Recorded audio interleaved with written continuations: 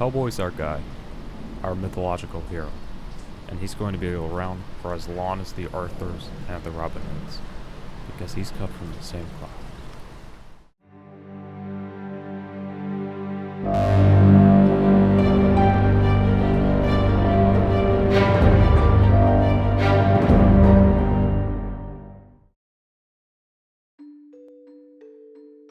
For my whole life reading comic books, I've always loved reading Batman, Superman, Spider-Man, and Captain America. However, none of those characters have quite fascinated me as much as Hellboy. Created by comic book writer and artist Mike Mignola in 1993 at Comic-Con, Mignola had no intention of doing anything with the character, but as he decided to start a creator-owned comic run over at Dark Horse, the character became so much bigger and much more significant than he expected. I've always loved the world building, the art, the variety in horror, etc. But what has always caught my attention while reading this series has been its allusions to various mythologies. Specifically, I'll be analyzing the allusions of Norse mythology and medieval mythology in the Wild Hunt arc. After reading all 3 volumes, I realized that what Mike Mignola is doing with these allusions is to create a mythology for modern society. With Hellboy, he creates a modern mythological story with various allusions showing the character's sacrifice, his self-struggle, and his true nature that comes from his choices, which ultimately reflects Mike Mignola's statement about how an individual always has a choice when they struggle with their humanity. I mean, after all, Hellboy is half human.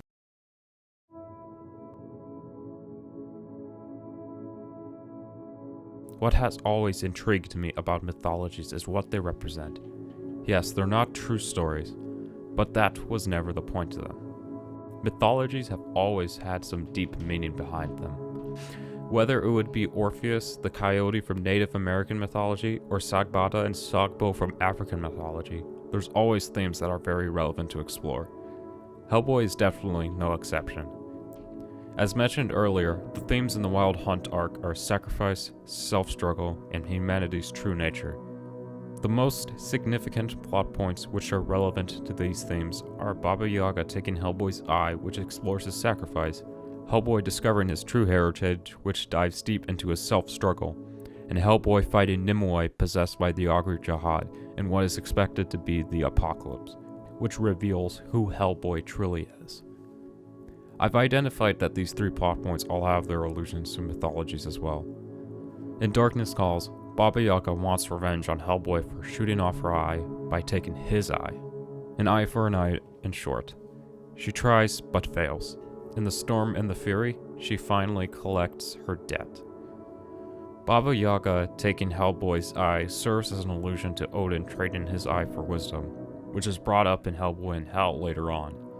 Odin in Norse mythology is seen as an all-powerful and ruthless god. Analyzing his actions of trading his eye for wisdom, he does it to have more power, which is ultimately for his own personal gain. Hellboy is a character who refuses the power that is offered to him, however. His whole life, all he has ever wanted to be is human. When Baba Yaga makes a deal with him to take his eye and take him to Nimue, he doesn't trade his eye for wisdom, but to save himself. This parallel between Odin and Hellboy is important because in the end, it represents an individual's desire to overcome the struggle and have a choice, unlike Odin representing the Vikings' desire for power.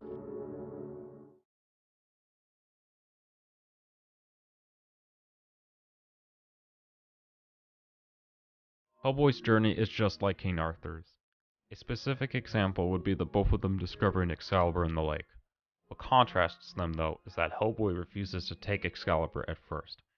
What this represents is Hellboy's self-struggle.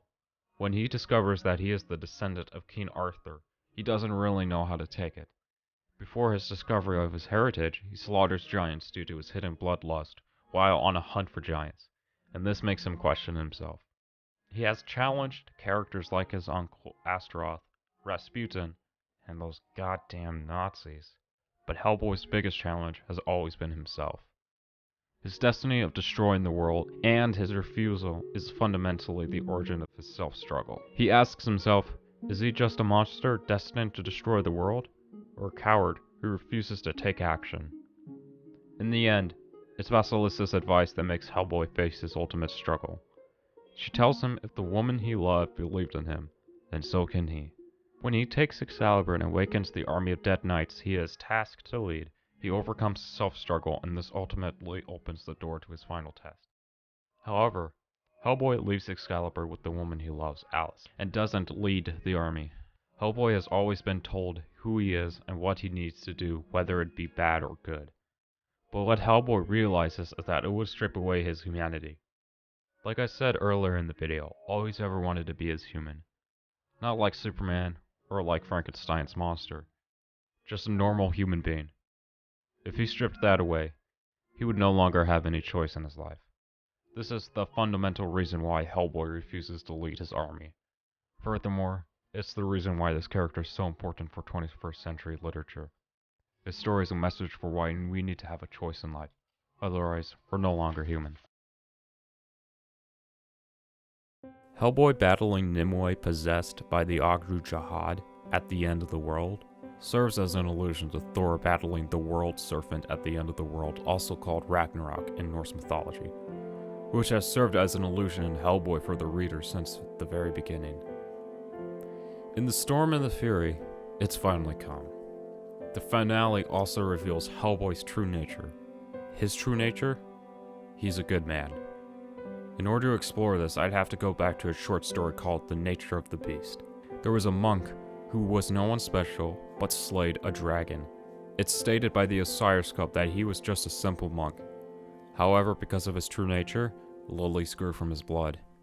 Hellboy is tasked by the Osiris Club to slay the dragon. He fails, however, but his statue falls on the dragon and impales him. In the final panels, it is seen that lilies have grown from his blood, just like the monk. In Storm and the Fury, Hellboy, who chooses to be a simple man, fights the Ogru Jahad, just like the monk with the dragon from the short story. However, Hellboy gets killed and is taken down to hell. As a result of this, lilies grow all over England, which shows that Hellboy's ultimate sacrifice as a man saves all of mankind. Because of his virtue and his willingness to be a man, he shows that humanity is worth fighting for. Even if everything is destroyed, humanity can rebuild because they're given the choice to do so. Hellboy knew he would die, but he was happy to die as a man.